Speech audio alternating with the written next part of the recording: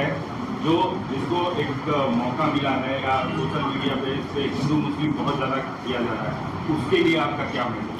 नहीं, आप ये भी तो देखिए कि उसमें गरीब कश्मीरी मुसलमान जो घोड़े पर बिठा कर लेकर गया था, वो रिपोर्ट्स में आया है कि वो रोकने गया इन जालिम कुत्तों को, शैतानों को, तो उसको भी गोली मार दी। कई तस्वीर हैं कि जख्मियों को लोग उठाकर लेकर जा रहे हैं नीचे। आप अगर जो लोग सोशल मीडिया पर ये जो बदगुमानी और जहर फैला रहे हैं वो पाकिस्तान को और एलईटी को खुश कर रहे हैं, याद रखिए आप। वो ये कहना चाहते कि कोई हिंदू कश्मीर को नहीं आ सकता, तो आप उनको कामयाब कर रहे हैं इस तरह की बकवास करके। आप भाई, आपको अगर नफरत है किसी से तो फिल वक्त रुक जाइए, वक्त नहीं नफरत दिखाने का। ये वक्त हमको एक सीसा पीला हुई दीवार की तरह खड़े होकर उन तमाम ताकतों को एक पैगाम देना है। आप तो उनको कामयाब कर रहे हैं इस तरह की बकवास करके। वो जो चाह रहे थे, आप उनको मदद कर रहे हैं। आप एक बात समझिए कि कितने कश्मीरी मारे गए, उनका क्या मजहब था, मुसलमान भी थे वो। सबसे बड़ा नुकसान तो उनको हुआ। तो आप वो जो दुश्मन चाह रहा है वो चाल में उनको कामयाब होने दे रहे हैं आप इस तरह की बकवास करके। और जो लोग टीवी चैनल पर जो बैठे हुए हैं, मेरी उनसे भी दरखास्त है, आप देख लीजिए, आप जो बैठकर आप जो सरमनाइजिंग कर रहे हैं, आपके सरमन से आप तो फायदा पहुंचा रहे हैं। किया है पब्लिक मीटिंग में कि अब आतंकवादियों की जो बची खुची जमीन है वो भी अरे ले लीजिए ना भाई, कौन रोक रहा। हम तो बोल रहे हैं लो बोल के, कई मरतबा ये बात पीओके ले लीजिए जाकर। वो इलाका भी लीजिए जो चीन के पास है, पीओके का इलाका पाकिस्तान चीन को दे, वो भी ले लीजिए। बराबर लेना चाहिए, छोड़ना नहीं चाहिए उसको, बिल्कुल लीजिए। उसमें क्या बात हो रहा है, क्या है। हमने तो इंडस वाटर ट्रीटी को भी ख़त्म कर दिया, वो रोक लगा दी उसके ऊपर। तो अब ये बताइए पानी कहाँ रखेंगे हम लोग? डैम बनाना पड़ेगा ना आपको, पानी कहाँ रखेंगे? दूसरी बात ये है कि झेलम चिनाब का मामला है, तो बागलियार हमने बनाया। अब ये जो चिनाब का मामला पूरा पहाड़ी इलाका है, समझे आप, पहाड़ी इलाका है। और जो झेलम का इलाका है तो आपको फिर लैंड एक्विजिशन करना पड़ेगा पानी के लिए। करिए आप, बहुत अच्छा है। जो आप कर सकते करिए, मगर अकाउंटेबिलिटी फिक्स करिए। इस बात को याद रखिए कि हमने सर्जिकल स्ट्राइक भी किया, बालाकोट भी किया हमने। और 2000 में अटल बिहारी वाजपेयी के ज़माने में नुलवाल कैंप में 30 यात्रियों की यही पहलगाम में मौत हुई थी। किसके ऊपर अकाउंटेबिलिटी फिक्स होगी? आखिर ये लोग कैसे आए? अगर पहलगाम तो आ गए तो श्रीनगर भी जा सकते हैं लोग। तो ये अकाउंटेबिलिटी फिक्स होना ज़रूरी है। डिटरेंस पॉलिसी हमारी देखना ज़रूरी है। और ये जो हरकत किए ये कुत्ते, इनको सज़ा मिलना ज़रूरी है। और असल इनसे ऊपर जो शयातीन बैठे हुए हैं, जो हमेशा नहीं चाहते कि ना भारत में ना कश्मीर में अमन रहे, इनको जड़ पेड़ से इनको सबक सिखाने की जरूरत है। ये सिर्फ मेयर रेटरिक नहीं होना चाहिए, बल्कि ग्राउंड पर उम्मीद करते कि एक्शन होना। और मैं ऑन रिकॉर्ड कह रहा हूं कि होम मिनिस्टर जो जाकर मिले विक्टिम फैमिली से, अच्छा किए। वो आसान काम नहीं था मगर अच्छा किए। मगर उन विक्टिम्स को ये नहीं है कि हम भूल जाएं थोड़े दिन के बाद। उन मरने वालों के परिवार के आंसू रायगा नहीं जाना चाहिए। और कई ऐसे वीडियोस है कि जो लोग जिनको पनाह दिए, कश्मीरी मुसलमान पनाह दिए, उनको वो भी तो देखिए आप। ये मेजर्स, हाँ? ये जो मेजर्स लिए SUAC सार्क जो स्कीम में वीज़ास है उसको इमीडिएटली कैंसिल करना, रद्द करना, और अठारी को बंद करना, और आप जैसा बोले झेलम, चिनाब, ब्यास, ये नदियों को कैसे रोक पाएंगे? मतलब डैम तो नहीं, ठीक है। देखिए वर्ल्ड बैंक इसका वो इंश्योर करता, तो आप करिए ना। हमको इतना से पानी कहाँ रखेंगे वो भी तो देख लीजिए। क्योंकि जो Chenab area is a mountainous area, and ये नदी जो जाती चिनाब की, वो माउंटेन से जाती है। झेलम का जो है वो ज़मीन पर जाती, तो आपको डैम तो बनाना पड़ेगा। इंडस का जो है वो उधर अलग एरिया, वो तो अलग छोटा सा है एकदम वो। नहीं सर, ये कैसा दिखती है मेजर्स को? ये काफी है पाकिस्तान की जो दहशतगर्दी एक बात सुनिए, मैं प्राइम मिनिस्टर से एक सवाल ये कर रहा हूँ कि जनवरी 2025 तक पहलगाम में उस मुकाम पर 2 CRPF की यूनिट थी, अब क्यों नहीं है? क्यों हटाया गया उनको? पूछ लीजिए, सही है तो सही है बोलिए, गलत है तो गलत बोल दीजिए। जो बेसान मीडोज है, क्या हुआ वहां पर? फिर नीचे से जो क्विक रिएक्शन एक्शन टीम को 1 घंटा लगा ऊपर जाने के लिए, और ये कमीने कुत्ते जो है नाम पूछकर मार रहे थे लोगों को, मजहब पूछकर मार रहे थे। अकाउंटेबिलिटी तो फिक्स होनी चाहिए भाई। अभी नहीं, देखिए, अगर आप लोगों के सोर्सेस में प्राइवेट जेट है तो बोलिए, बैठ के जाएंगे, टिकट मिला तो जाएंगे। आप लोग बड़े ज्ञानी हैं, पावरफुल लोग हैं आप लोग। अच्छा जी, बदला कैसे होगा? क्योंकि लोग आज, आम जनता जो है जो सड़कों पर उतर रही है, कैंडल मार्च कर रही है, विक्टिम्स जो है सब ये कह रहे हैं कि बदला इस बार तो लेना चाहिए, हर बार की तरह लेना नहीं चाहिए। एक बात सुनिए, पिछले साल जुलाई में रेसी एक जगह है वैष्णो देवी करीब, वहां पर भी 7 या 9 टूरिस्ट को मार दिए थे। यकीनन टेररिज्म के ऊपर कोई कॉम्प्रोमाइज नहीं होना चाहिए, मगर अगर आप दावे करेंगे खत्म हो गया तो कहां खत्म हो रहा? अकाउंटेबिलिटी फिक्स करिए भाई, बस अकाउंटेबिलिटी आप फिक्स करिए। तो हम लोग ये मान सकते हैं कि ऑल पार्टी मीट में MIM की तरफ से ये मसला रहेगा। जो यहाँ बोला हूं ये बोलूंगा, और जो वहां बोलूंगा वो बाहर आके नहीं बोलूंगा। इंटरनेशनल प्राइम मिनिस्टर ने ये कहा है। एक बात सुनिए, ये टाइम जो है ना नेशन को देखने का है। जो भी नेशनल इंटरेस्ट में सिक्योरिटी के लिए, कश्मीरियों की तहफ़्फ़ुज़ के लिए जो भी स्टेप गवर्नमेंट उठाती है, MIM पार्टी उसको सपोर्ट करेगी। बाद में हमारी जो शिकायतें हैं नहीं हैं वो बोलते रहेंगे, मगर एज ऑफ नाउ इस क्रिटिकल टाइम पे हम सबको एक होकर ये काम करने की जरूरत है। इंटरनेशनल लेवल पे किस तरीके से? इंटरनेशनल लेवल पे तो सरकार कर रही है ना, सरकार कर रही है। वॉट एवर स्टेप्स जो which have been taken in the cabinet committee on security, we welcome it, ठीक है। जो स्टेप लेना है। आप ये अलाउ तो नहीं कर सकते, मगर हम यही चाह रहे हैं कि कहीं ना कहीं अकाउंटेबिलिटी फिक्स हो, मगर नेशनल इंटरेस्ट में तो हमको एक होने का है। अपने पॉलिटिकल डिफरेंसेस होंगे, वो चलते रहेंगे, वो ख़त्म होने वाले नहीं है। वो डेमोक्रेसी का तकाजा है, वाइब्रेंट मगर आज की सूरत हाल में यह है कि इसमें हमको थोड़ा देख के। सर, ये रॉबर्ट वाड्रा का स्टेटमेंट अब छोड़ दीजिए ना, अभी अब वो अहम नहीं है। LET के टेररिस्ट आए, उनका हम कैसा उनको रोकेंगे, जड़ पेड़ से निकालेंगे, ये नेशनल इंटरेस्ट का डिमांड है।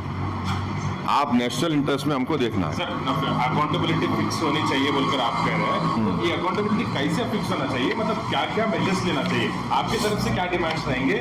आप सेंट्रल गवर्नमेंट देखिए, अकाउंटेबिलिटी फिक्स होनी चाहिए, वो जो समझने वाले समझ जाएंगे।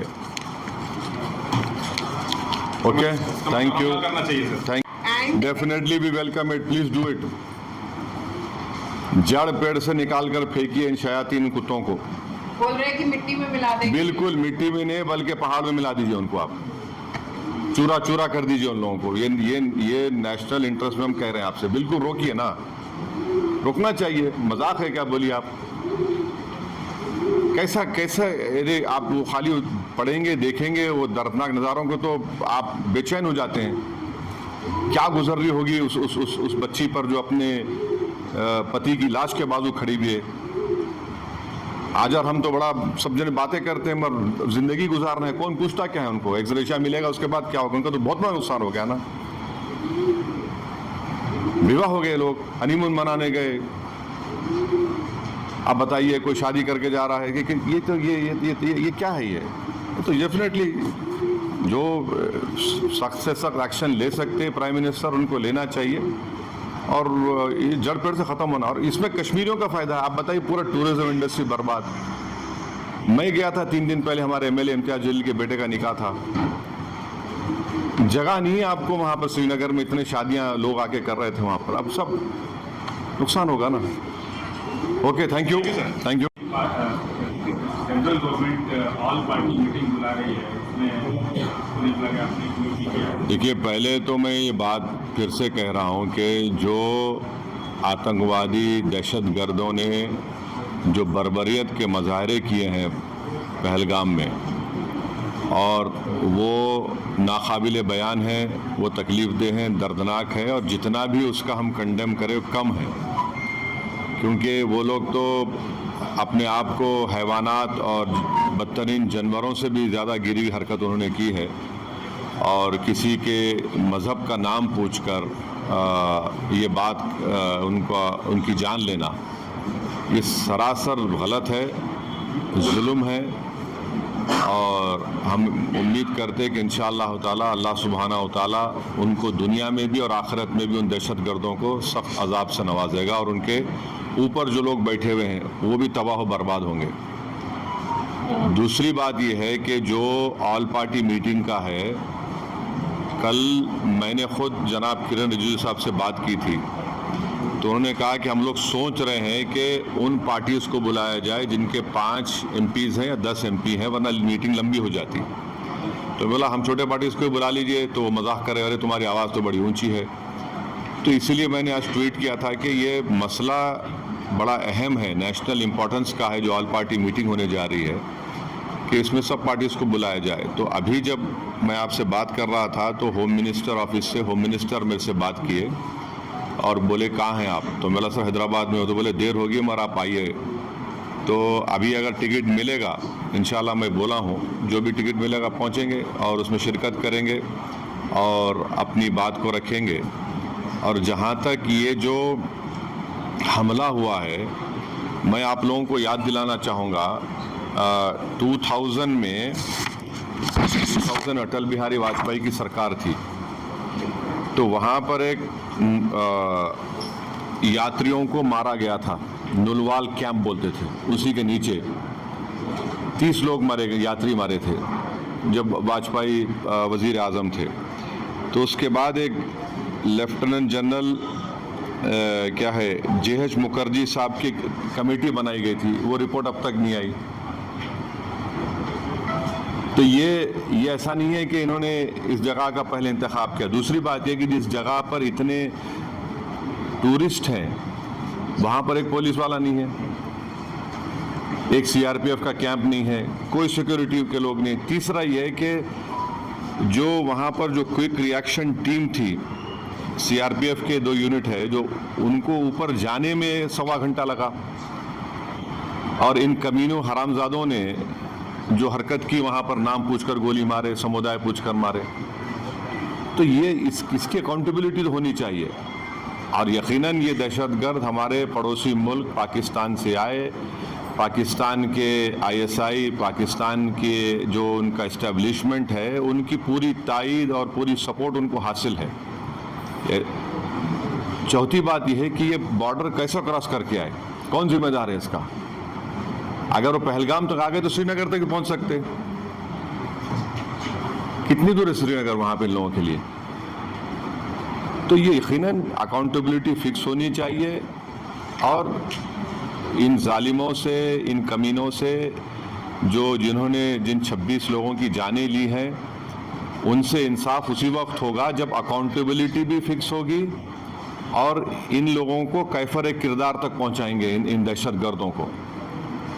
और उम्मीद करते कि हमारी हुकूमत इन लोगों का ताक़ुब करेगी, इन लोगों को जो मरने वाले परिवारों हैं उनसे इंसाफ उसी वक्त होगा जब अकाउंटेबिलिटी फिक्स होगी। और ये दहशतगर्द ये जो जालिमाना और बिल्कुल ही घटिया किस्म की, माने हैवानियत से बदतरीन हरकत उन्होंने की, इसका हम कंडेम करते हैं। तीसरी बात छठी बात यह है कि अंग्रेज़ी का एक बहुत बड़ा अखबार है टाइम्स ऑफ इंडिया, मैं समझ नहीं पा रहा हूं कि उन्होंने इस तरह की हेडलाइन कैसे कैरी की कि द कलमा save them.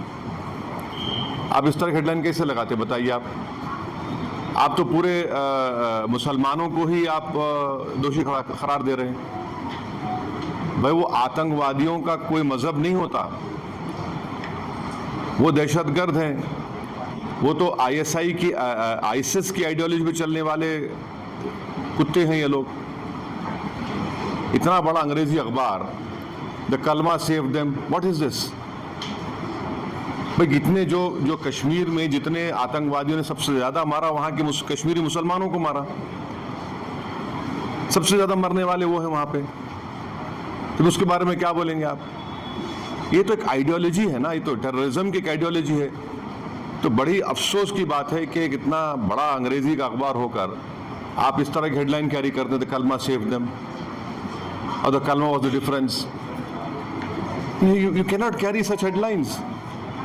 You cannot generalize the whole great religion of Islam. तो नहीं सुन तो लीजिए, अगर आप ऐसा ही इस तरह की अगर आप हेडलाइन लिखेंगे तो आप तो जो कमीने शैतान बैठे हैं पाकिस्तान में उनको तो खुश कर रहे हैं आप, उनको तो खुश कर रहे हैं आप।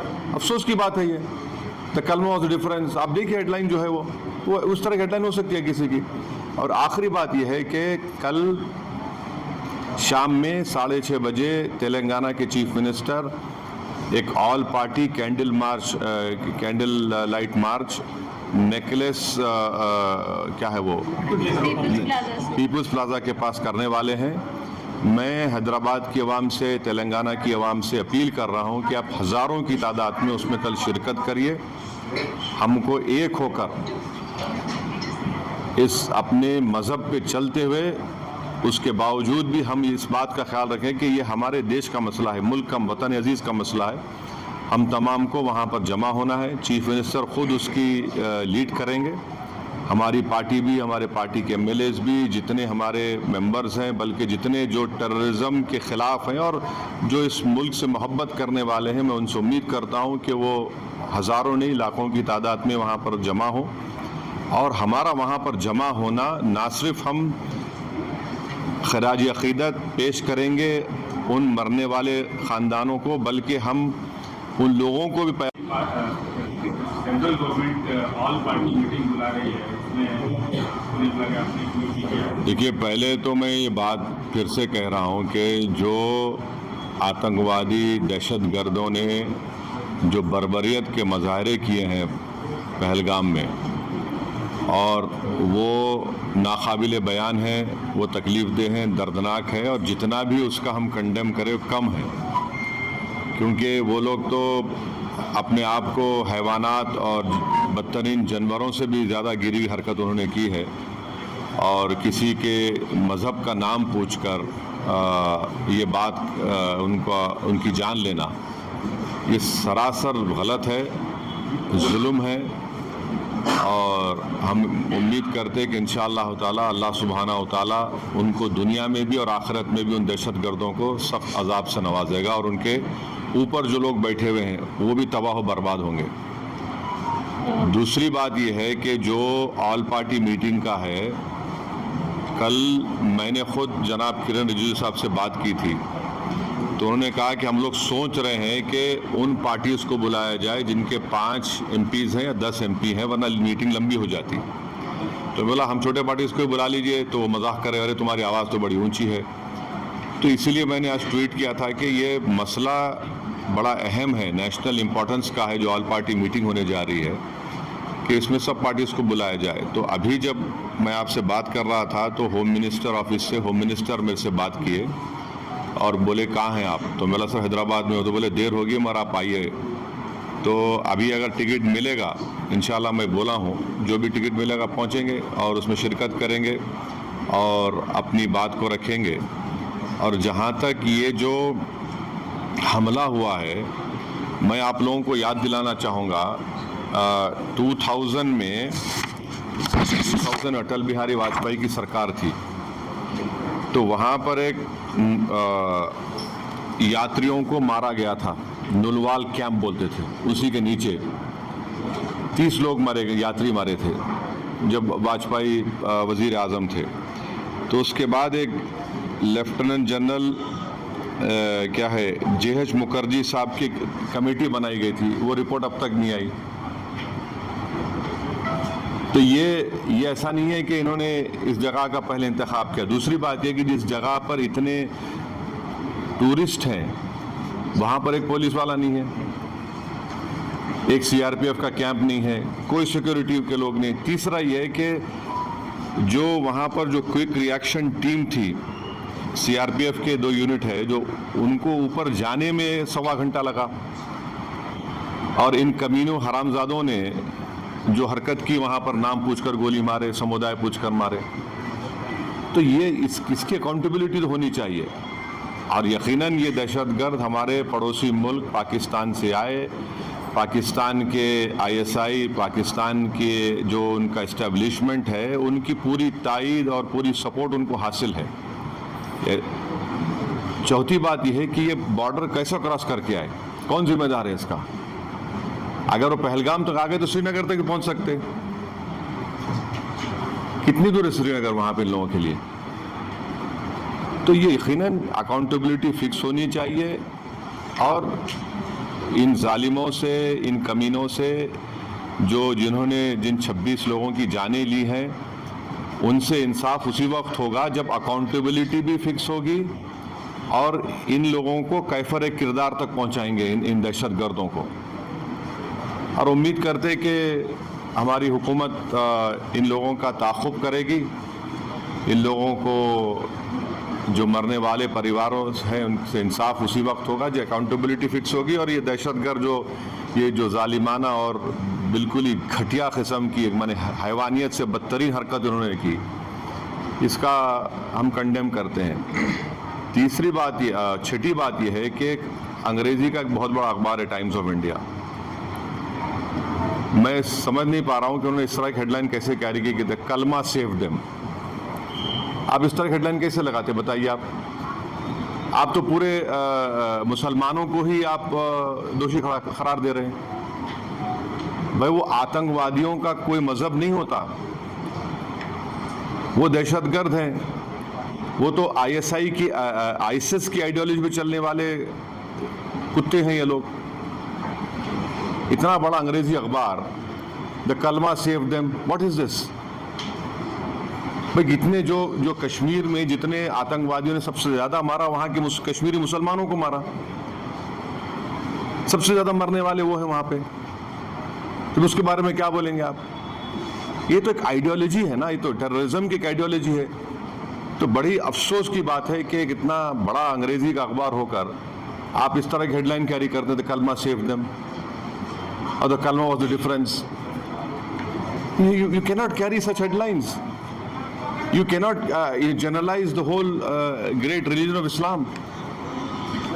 तो नहीं सुन तो लीजिए, अगर आप ऐसा ही इस तरह की अगर आप हेडलाइन लिखेंगे तो आप तो जो कमीने शैतान बैठे हैं पाकिस्तान में, उनको तो खुश कर रहे हैं आप, उनको तो खुश कर रहे हैं आप। अफसोस की बात है ये। द कलमा वाज द डिफरेंस, आप देखिए हेडलाइन जो है वो उस तरह की हेडलाइन हो सकती है किसी की। और आखिरी बात यह है कि कल शाम में 6:30 बजे तेलंगाना के चीफ मिनिस्टर एक all party candle light march necklace क्या है वो पीपल्स प्लाजा के पास करने वाले हैं। मैं हैदराबाद की आवाम से, तेलंगाना की आवाम से अपील कर रहा हूं कि आप हज़ारों की तादाद में उसमें कल शिरकत करिए। हमको एक होकर इस अपने मज़हब पे चलते हुए, उसके बावजूद भी हम इस बात का ख्याल रखें कि ये हमारे देश का मसला है, मुल्क का, वतन अजीज़ का मसला है। हम तमाम को वहाँ पर जमा होना है। चीफ मिनिस्टर ख़ुद उसकी लीड करेंगे। हमारी पार्टी भी, हमारे पार्टी के एमएलएज भी, जितने हमारे मेंबर्स हैं, बल्कि जितने जो टेररिज्म के ख़िलाफ़ हैं और जो इस मुल्क से मोहब्बत करने वाले हैं, मैं उनसे उम्मीद करता हूँ कि वो हज़ारों नहीं लाखों की तादाद में वहाँ पर जमा हो।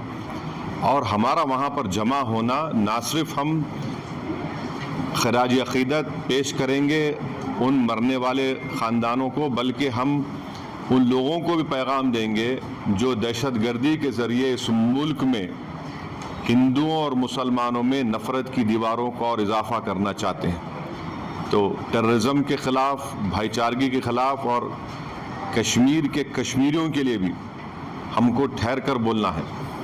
आप किसी एक इलाके के, कश्मीर हमारा अटूट हिस्सा है और हमेशा रहेगा, तो कश्मीर की ज़मीन पर बसने वाले लोग भी हमारे अटूट हैं, इनको भी हमको कॉन्फिडेंस देना है।